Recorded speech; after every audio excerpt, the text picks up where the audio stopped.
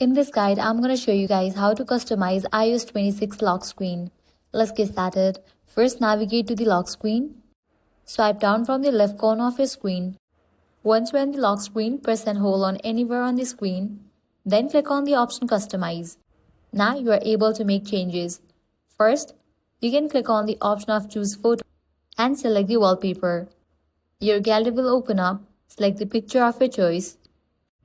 Now, you can use this special scene effect, likewise depth effect, for your wallpaper. Now you can remove or add the widgets. You can click over here. Here you're going to find list of apps. Select the one for which you want to add widget to your wallpaper. Just click on it. It will be added. Likewise, you can remove these controls over here and add a new one. Click on the plus option. Go through the list and add any of the controls from here. Likewise, at the top as well, you can remove this widget and add a new one. Now you can click on the clock and add a font and color for it. From these options, you can select the one that you want to set for your wallpaper. And once you are done, click on the option Done. With that, you have just updated your lock screen on your device. So this way you are able to customize iOS 26 lock screen.